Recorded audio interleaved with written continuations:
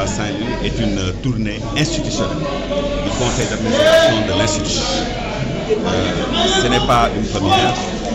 Souvenez-vous quand déjà en 2006, au lendemain du lancement du plan Sésame, dont l'IPRES a été véritablement le précurseur, nous avions mis en place un financement de 300 millions que nous avions distribué dans l'ensemble des régions du Sénégal. Nous sommes aujourd'hui toujours dans cette dynamique et le conseil d'administration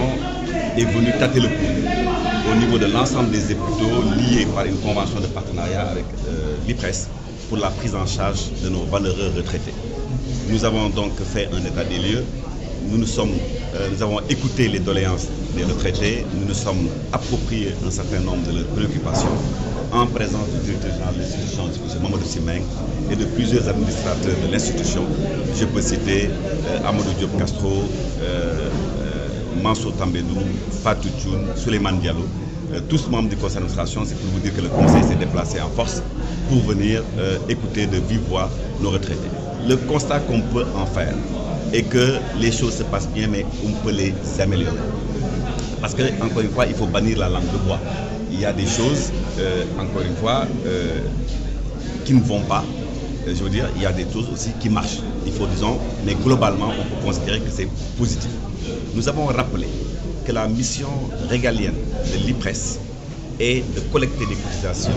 et de distribuer des pensions. La prise en charge sanitaire et sociale, normalement, ne fait pas partie des obligations. Mais c'est le conseil d'administration qui, dans un souci d'humanisme et qui, dans le souci d'adoucir les conditions de vie des retraités compte tenu de la faiblesse des pensions, qui a pu devoir accorder à l'action sanitaire et sociale une place importante. C'est dans ce cadre que nous donnons des soins de santé gratuits et des médicaments gratuits à nos retraités sur l'ensemble du territoire national. Évidemment, rien n'est parfait, mais c'est notre souhait en tout cas de faire en sorte que cette prise en charge soit la plus efficiente possible. Et pour revenir à Saint-Louis, devant le docteur Gueye, nous avons fait le point et je pense que tout se passe bien, je veux dire, malgré quelques dysfonctionnements liés à certains retards, mais je crois que tout se passe bien. Mais nous avons choisi, encore une fois, monsieur le directeur, de venir ici parce qu'il fallait, encore une fois, rompre avec, je dirais,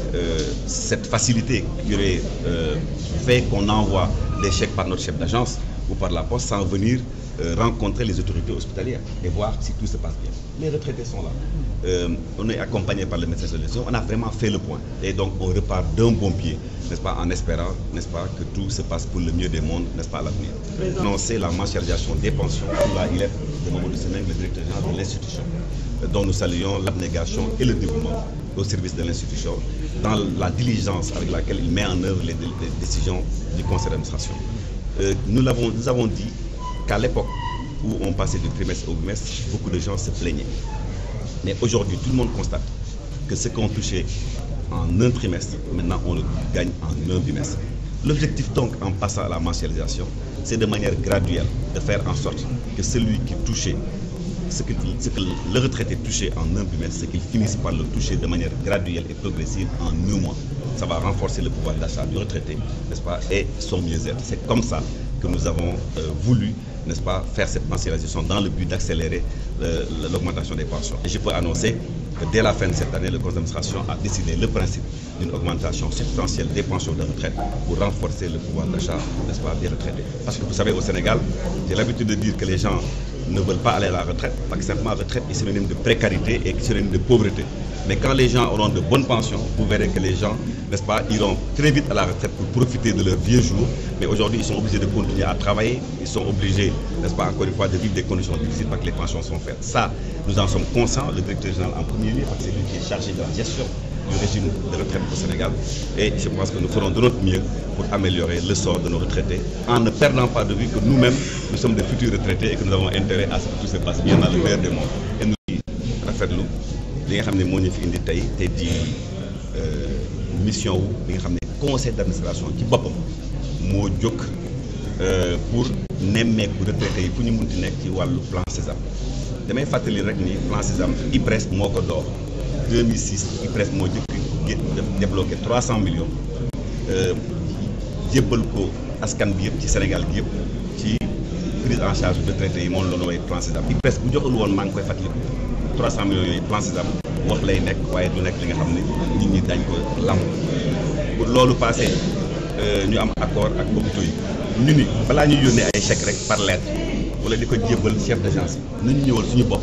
ànd ak directeur général nii Mamadou Sy Mbengue nga xam ne moom la ñu dénk dégg ma caabi yi ànd ak administrateur bi nga xam ne ñu ràññee ci dégg ma Amadou Diop kat Mamadou Diop Castro ràññee ci Souleymane Diallo ràññee ci madame Fatou Thioune ràññee ci Mansour Tambédou pour wane ni rek dégg ma délégation bu takku la ak suñu médecin chef docteur Souleymane Diallo ñëw fii waxtaan dégg ma ci Sénégal bi yëpp ak directeur hôpitaux yi ak suñu retraités yi xam naka lu ñu toogee ak ci hôpitaux yi nag mu ngi leen di toppatoo bu baax a baax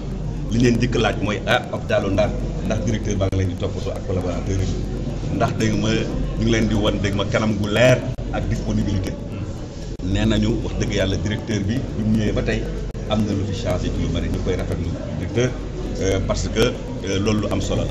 nee nañu daal bu mu fi ñëwee ba tey lu bari amélioré na fi te wax dëgg yàlla amuñu fi benn tolof-tolof li nga xam ni dégg ma dépassé wuñ ko tolof-tolof nag du ñàkk mukk dégg ma ci ay partenariat mais loolu dépassé nañ ko ñu fàttali rek ni que mission IPRES moo di jël ay cotisation di fay retraite maanaam wàllu wér-gu-yaram ak yooyu yëpp sax bokk ci waaye conseil d'administration ci baaxam moo ni comme pension yi dafa faible pension yi bariwul nañ ci boole itam wér-gu-yaram bi pour mun a parce que nit bu dee li muy fayee bu bariwul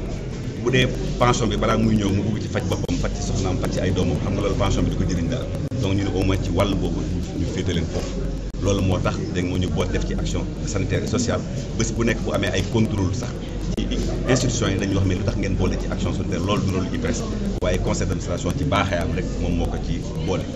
wax nañ ci itam waxu mensualisation mën leen toujours bu ñu changé système day tiital nit ñi yàlla def na bi ñuy def trimestre ak bimestre man la fi fekkoon nit ñi di tiit waaye tey jii ñëpp mën nañu seede ku nekk la nga doon fayee ko ñetti weer moom ngay fayee ko ñaari weer itam liñ ci namm itam mooy ku ci nekk la ngay fayee ko léegi ñaari weer ñu dem kenn waxu la nag ci saasi mais ñu dem a dem progressivement ba nga xam ne la nga doon fayee ko ci ñaari weer ab diir nga koy fayee ko ci benn weer boobu loolu lu am solo la bu ko defee dégg nga ñu jublu itam ci yokk pension yi loolu moo tax bu ñu passé ci mensualisation at bii ñu nekk ni bu weer bu at bi dee rek daañu annoncé augmentation pension de retraite yi loolu yëpp pour yokk wér-gu-yaram suñu mag yi nga xam ne seen àdduna yëpp dañ ko def dégg ma consacré ci nation bi ñu ngi leen di delloo njëkkal magum Sénégal ñu ngi leen di wax jox itam dégg ma suñu cofeel wax leen itam respect li nga xam ne moom la ñu am ci ñoom parce que ñoom ñoo defar réew mi donc ñun suñu liggéey suñu xalaat yëpp ak Mamadou Sy Mbengue directeur général mooy la nga xam ne mooy yombalal seen dund ci wér-gu-yaram n'est-ce pas ak seen pension bu ñuy jot loolu le conseil d'administration en tout cas namm ci ñoom te ñu ngi ñaan yàlla suñu borom yëpp